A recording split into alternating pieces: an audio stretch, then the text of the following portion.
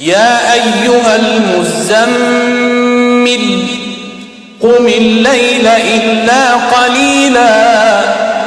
نصفه أو انقص منه قليلا أو زد عليه ورتل القرآن ترتيلا إنا سنلقي عليك قولا ثقيلا إن ناشئة الليل هي أشد وطئا وأقوم قيلا إن لك في النهار سبحا طويلا واذكر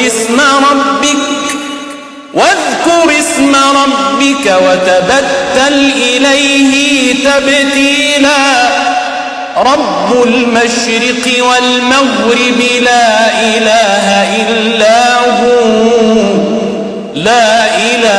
إلا هو فاتخذه وكيلا واصبر على ما يقولون واهجرهم هجرا جميلا وذرني والمكذبين أولي النعمة ومهلهم قليلا إن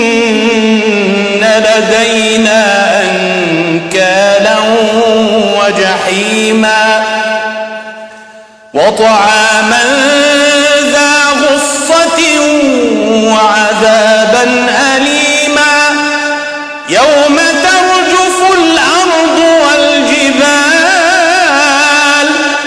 يوم ترجف الأرض والجبال وكانت الجبال كثيبا مهيلا إنا أرسلنا إليكم رسولا شاهدا عليكم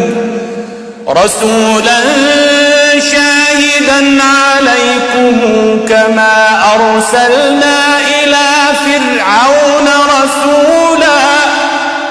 فعصى فرعون الرسول فأخذناه أخذا وبيلا فكيف تتقون إن كفرتم يوما يجعل الولدان شيبا السماء منفطر به كان وعده